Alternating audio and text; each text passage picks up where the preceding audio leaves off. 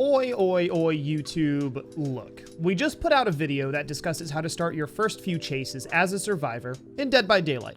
If you haven't watched that video or the video on how to pan your camera as a survivor, please do that now-ish.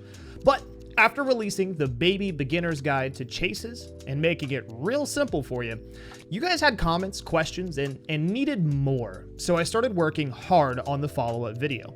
If that video was chase tips for beginner survivors, this video is chase tips for intermediate survivors. Now, before we hop in though, be sure you guys hit that subscribe button and turn on notifications so you know when future tutorials, news updates, and gameplay videos are released. So let's go ahead and dive right into tip number 1, hugging obstacles tightly. Now, in Dead by Daylight, killers are nearly always 99% of the time faster than you are. So to maximize your value out of obstacles during a chase, you really want to press your body as tightly as you can to the objects you're looping so that you can make the fastest, most optimized rounds around those obstacles. In this particular case, I make several loops around this object. Had I run this a little wider and left space between me and the debris, I actually wouldn't have got this pallets done. I actually may have gotten hit on the third rotation. It's really, really, really important that you get as much space, as much distance as you can out of all of these objects and items. This applies to jungle gyms and pallets, things like this shack, where you can actually press your body almost completely into the wall, because you have to assume that killers are going to also be running these things as tightly as possible. And since they're faster than you and running things very tightly, you got to take every advantage that you can. So be sure that you're running as tightly as you can around obstacles, hugging the walls, running your body into them, practice panning your camera, and optimizing on this. So we're going to look at tip number 2, learning distance. As you learn to rotate around those objects a few times before you drop a pallet, you may ask yourself, when do I actually drop this pallet? Do I try another lap? Do I drop it now? Is now too soon? Will I be too late? Will I go down or get hit anyway? To learn when to drop a pallet, there's a few things you have to know, and this is tough to learn. But the size of the obstacle that you're rotating around is important, and how fast killers can close distance on you is equally as important, all right? It's really hard to make a rule for this for you guys just to follow, all right? As you kind of have to get a feel for how fast killers move, how fast you move, and you have to optimize your chases, again, by hugging walls and things like that as tightly as you can. But if you look at how close the killer is to you, you have to ask yourself, can I make it another time around before I go down, all right? This question's a lot easier to answer if the loop in question is shorter, as the time it would take the killer to catch you could be seen and conceptualized just a little bit easier. If you ask yourself, though, can I make it another rotation around this object without getting hit? And the answer is no, then you should probably drop the pallet. Ideally, you want to ask this question every single rotation around something, of course. So tip number 3 is to stop camping pallets. Ironically, camping a pallet is something I see often in green and purple ranks, even red ranks sometimes, and it's ridiculous. A survivor will run up and stand in front of a pallet, waiting for the killer to catch up to them, resulting in them tossing the pallet down when the killer catches up.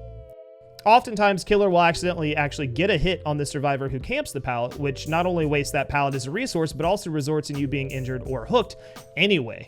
So instead of camping a pallet, what I always recommend to do is go back to basics and continue looping the obstacle in question so the killer can continue the chase, get closer to you, and then you can potentially get a legitimate stun instead of getting what I consider a dedicated hit, all right? If you can't make another rotation around an obstacle, obviously throw the pallet a little bit early, or there's another option here. Our next tip is the delayed pallet drop. If you can't make it another rotation around an object, all right, but you're a few steps ahead of the killer, you can do a delayed pallet drop. The prompt to hit spacebar on PC and drop a pallet stays on screen even after you have ran just a small distance past that pallet, actually. This, in a lot of cases, could trick the killer into thinking you're not going to pallet drop and moving forward to continue the loop, or even trying to attack you, which would make them take a pallet stun. Now, some killers may respect the pallet and will opt to not take the stun. They'll just stand there. That's a whole different conversation, of course. But this could actually open you up to a technique that we'll discuss in a future video, of course. But now the other thing here is safe versus unsafe pallets. We've discussed this in a few of our killer videos, but it's really important to be able to identify whether the pallet you're on is safe or unsafe. Safe pallets refer to how safe the survivor is after throwing the pallet. A safe pallet means the killer either has to walk a long way around the pallet or they have to break it to get to you. Now, safe pallets can be found at shacks, most jungle gym loops, and in hallways like the Batum preschool basement. Unsafe pallets are pallets where, whether stunned or not, the killer can usually just walk around the obstacle and continue chasing, depending on the scenario. Unsafe pallets usually are in short loops, like the treads on the Macmillan or the debris on the junkyard maps, okay? For unsafe pallets, you really should try to get the stun on the killer. That's where you're going to want to rotate around the object a few times, or at least one time to try to get the stun. Using the delayed pallet drop may help you achieve this as well. Otherwise, the killer, if not stunned, can just sort of walk around it, which doesn't buy you much time or much distance, all right? So really try to get the stun on the unsafe pallet drops. The next technique that I'm going to share with you guys, the next tip here, is the unsafe pallet vault fake. So it's a lot going on there, but let's talk about that for a second. So when you throw an unsafe pallet, most of the time you want to see if the killer is going to break that pallet or if they're going to rotate around it. Now, if it's an unsafe pallet that has 2 free available sides for you to run around, like again, a junkyard pallet, then what you want to do if the killer's going to run around it is you want to loop around the obstacles. Continue doing what I call playing the pallet. So what you want to do at this point is fake the pallet vault. All right. So as you run around the obstacle, you want to run at the pallet as if you're going to hit spacebar and slide across it. Most killers are going to try to double back as if they're going to mind game you, right? What killers are going to try to do is get you to vault it so they can meet you on the other side and hit you as you come out of the vault. The idea is to fake them out, psych them out, make them think you're going to vault it, and then keep running the pallet, waste their time even more. So again, what you want to do, as they start to gain on you, don't do this with too much distance or they won't fall for it. But as they start to gain on you, right, and you don't think maybe you can't make another rotation around this obstacle, you want to take your character, the survivor, and run them a little bit wide potentially and run right at the pallet as if you're going to vault it. You have to make it very convincing. You have to make them think you're going to vault it. So you want to run like right at the pallet and sometimes even press yourself against the pallet. The minute you see the killer start to double back, then that's when you continue your rotation around the obstacle. Don't vault, right? Just press against it. Wait to see if the killer's going to double back. If they do, that's when you start to continue the rotation. Each time you can fake them out and make them double back, you basically reset the entire chase around this obstacle. So the unsafe pallet vault fake is valuable. Now, our final tip for today is actually going to be a simple sounding one, but I promise you it's not, and it's going to be positioning.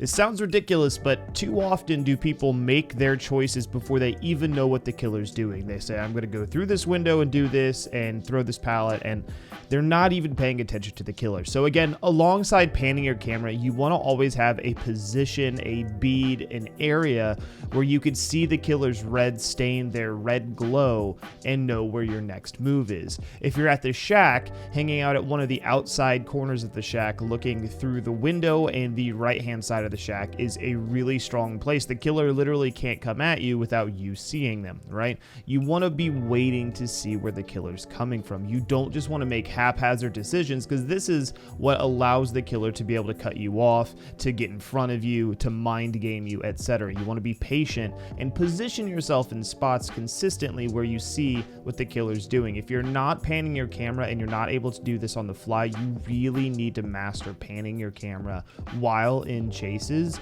and putting yourself in good positions to be able to see multiple sides of an object and escape.